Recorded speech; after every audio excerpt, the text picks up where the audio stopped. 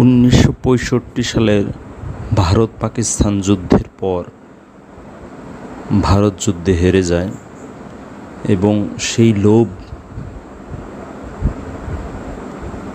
পাকিস্তানের উপর কর্তৃত্ব প্রকাশ করার চেষ্টা অব্যাহত থাকে।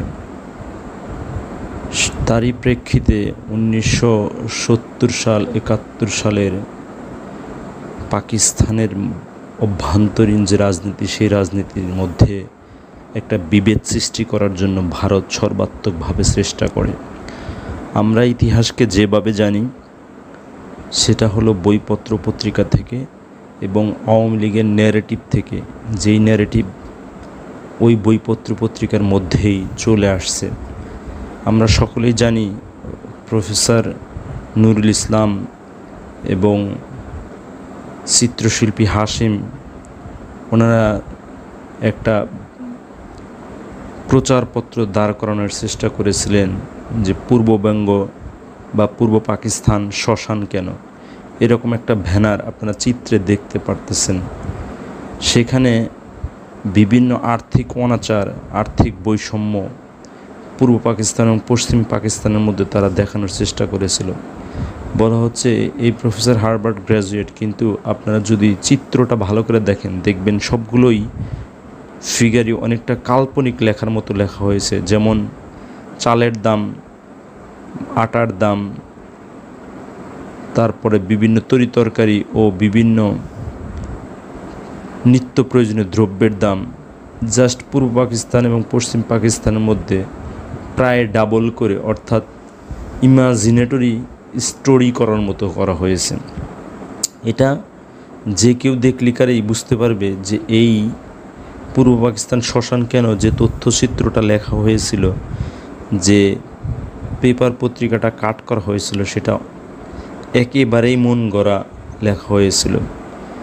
বিভিন্ন বইপত্র পত্রিকা বা পেপার পত্রিকা আপনারা দেখলে বুঝতে পারবেন পাকিস্তানের জনসংখ্যা পূর্ব পাকিস্তানের প্রায় 56% ছিল, অর্থাৎ মোট পাকিস্তানের জনসংখ্যা যা ছিল তার 56% ছিল পূর্ব পাকিস্তানের। কিন্তু খুবই অবাক করা বিষয় হলো পূর্ব পাকিস্তানের জনগণ, পূর্ব পাকিস্তানের যে ইনকাম সোর্স, রাজস্ব খাত, সেটা ছিল মোট পাকিস্তানের মাত্র 26%।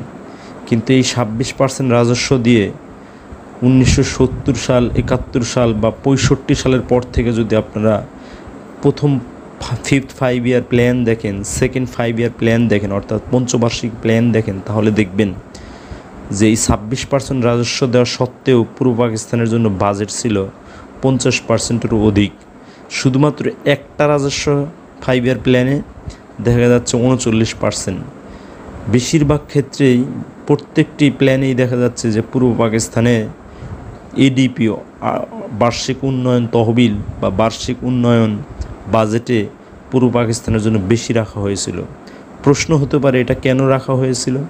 হ্যাঁ, এটারও খুব ভালো ব্যাখ্যা আছে। আমি কয়েকটি রেফারেন্স টানছি, যে রেফারেন্সগুলো আপনারা দেখতে পারেন এবং কমেন্ট সেকশনেও সেই সমস্ত কথার প্রেক্ষিতে আমি বাস্তব ব্যাখ্যা দেওয়ার চেষ্টা করেছি এবং রেফারেন্স টানার চেষ্টা করেছি। সেটা হলো এইরকম, আপনারা যদি লক্ষ্য করে দেখেন 1947 সালের পর থেকে 1970 সাল পর্যন্ত প্রত্যেকবারই পাকিস্তানের প্রধানমন্ত্রী এবং পাকিস্তানের প্রেসিডেন্ট হয়েছে পূর্ব পাকিস্তানের থেকে। একটা বা দুটো ক্ষেত্রে ব্যতিক্রম আমি তথ্যচিত্র সহই আপনাদের উল্লেখ করেছি, আপনারা দেখে নিতে পারেন। আর আরেকটা বিষয় হলো শেখ মুজিবদের মতো সোহরাওয়ার্দীর বডিগার্ডগুলো বা সোহরাওয়ার্দী নিজেও পূর্ব পাকিস্তান যেন কোনোভাবে বৈষম্যের শিকার না হয়, পূর্ব পাকিস্তানে যে হাঙ্গামা বেঁধে রাখার চেষ্টা করেছে এই দেশের দালালরা, এই দেশের রাজনীতিবিদরা ভারতের সহায়তায়। সুতরাং পূর্ব পাকিস্তানে সবসময় রাজস্ব খাতে যদি ইনকাম কম হয় তবুও বাৎসরিক বাজেটে অনেক বেশি টাকা দেওয়া হতো। অর্থাৎ সরকারি ফাইন্যান্স কীভাবে কাজ করে সেই জিনিসটা যদি আপনি সিরিয়াসলি বোঝেন এই তথ্যচিত্র থেকে, তাহলে দেখতে পারবেন পূর্ব পাকিস্তানকে সবসময় তারা প্রায়োরিটি দিত পশ্চিম পাকিস্তান। কারণ পশ্চিম পাকিস্তান সবসময় একটা ভয়ে থাকতো, পশ্চিম পাকিস্তানের জনগণ একটা ভয়ে থাকতো যে পূর্ব পাকিস্তান কখন যেন ভারতের সহযোগিতায় স্বাধীন করে দেওয়া হয়। কিন্তু আপনারা এটাও লক্ষ্য করে দেখবেন ভারতের প্রায় 28টি অঙ্গরাজ্যে, প্রত্যেকটি অঙ্গরাজ্যের এক একজনের ইনকাম এক এক রকম। কিন্তু যখন 5 ইয়ার প্ল্যান করা হয়, পঞ্চবার্ষিকী প্ল্যান করা হয়, তখন প্রায় প্রত্যেকটি রাজ্যের মধ্যে সুষম বন্টন করার চেষ্টা করা হয়। এমনটাই করা হয়েছিল পূর্ব পাকিস্তানে। কিন্তু তারপরও পূর্ব পাকিস্তানের এই শেখ মুজিবের আওয়ামী লীগরা দালালরা এমনভাবে মানুষকে প্রকটভাবে নাড়াচাড়া দিয়ে উস্কানি দিত যে পূর্ব পাকিস্তান সব কিছু থেকে বৈষম্যের শিকার হচ্ছে, কিন্তু আদতে তা ছিল না, যেটা অনেকভাবে ব্যাখ্যা বিশ্লেষণের মাধ্যমে চলে আসছে। হয়তো অনেকেই বলে থাকতে পারেন যে আমি হয়তো 1971 সালের মুক্তিযুদ্ধের বিরোধিতা করতেছি কিনা, কিন্তু বিষয়টি তা না। যেটা সত্যি কথা সেই কথাগুলোই ফ্যাক্ট চেকের মাধ্যমে আপনাদের বোঝানোর চেষ্টা করতেছি, জানানোর চেষ্টা করতেছি। এটার কারণে আওয়ামী লীগ যে প্রথম থেকেই অপরাজনীতি করে, আওয়ামী লীগ যে দল হিসেবে অন্যায় করে আসছিল, সেই জিনিসগুলো আরও সিরিয়াসভাবে ক্লিয়ার হবে। অনেকেই বলতে পারেন যে 1971 সালের মুক্তিযুদ্ধে সেটা আওয়ামী লীগের অনেক বড় ভূমিকা ছিল। হ্যাঁ, এই কথা সত্যি, অনেক বড় ভূমিকা ছিল, কিন্তু আপনাকে এটাও মানতে হবে ভারত যে ষড়যন্ত্র করেছিল পাকিস্তানেরকে 2 ভাগ করার জন্য, সেটাও একটা ব্যাখ্যা, সেটাও একটা ভালো সমীকরণ টানা যায়।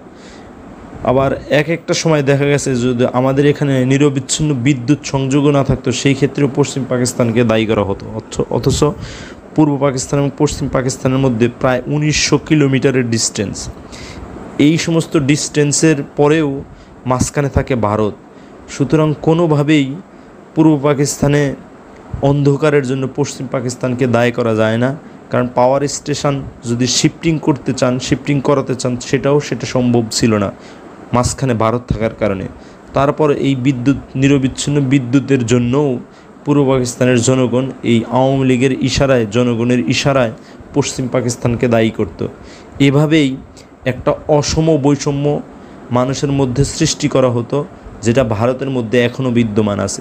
কিন্তু আপনি ভালো করে লক্ষ্য করে দেখবেন, বিভিন্ন পত্রপত্রিকা, বড় বড় পত্রপত্রিকা, প্রথম আলো এবং ডেইলি স্টার, এদের মতো পত্রিকায় সেই সমস্ত যে অর্থনৈতিক বৈষম্য, কথিত অর্থনৈতিক বৈষম্য সৃষ্টি করা হয়েছিল, সেই সমস্ত বৈষম্য তারা বারংবার এখনও প্রচার করে যাচ্ছে, কিন্তু একেবারেও চিন্তা করে না যে ভারতের ভিতরে যে অঙ্গরাজ্য আছে, সেই সমস্ত অঙ্গরাজ্যের মধ্যেও কিন্তু অনেকভাবে এই বৈষম্য এখনও আছে।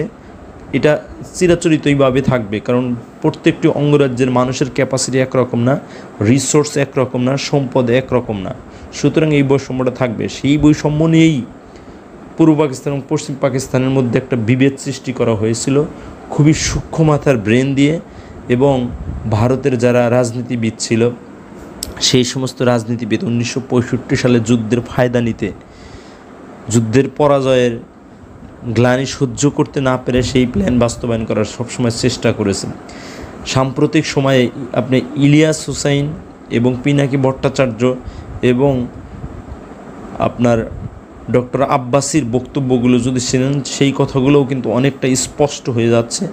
এবং আপনি বিভিন্ন বড় বড় লেখকদের বইগুলো যদি বিচার বিশ্লেষণ করেন, আমি ইতিমধ্যে অনেকগুলো রেফারেন্স টেনেছি, সেই রেফারেন্সগুলো লক্ষ্য করে থাকেন, তাহলে এই কথাগুলো স্পষ্ট হবে। সুতরাং 1970 সালে নির্বাচন এবং 1971 সালের মুক্তিযুদ্ধ কী কারণে ঘটেছিল সেটা অনেকটা স্পষ্ট। আমি চেষ্টা করব পরবর্তী ভিডিওতে 1971 সালের মুক্তিযুদ্ধ কী কারণে শেখ মুজিব এবং আওয়ামী লীগ এদেশের মানুষের উপর চাপিয়ে দিয়েছিল সেই ব্যাখ্যাটা দেওয়ার চেষ্টা করব। এটা আমাদের পরবর্তী প্রজন্ম এবং এই জেনজির প্রজন্মকে অবশ্যই জানতে হবে। যদি না জানতে পারি তাহলে আমরা সত্য থেকে অনেক দূর বিচলিত থাকব, অনেক দূর বিতাড়িত থাকবে। সুতরাং আমাদের এই জিনিসগুলো জানা খুবই জরুরি বলে মনে করি আমি। ধন্যবাদ সকলকে।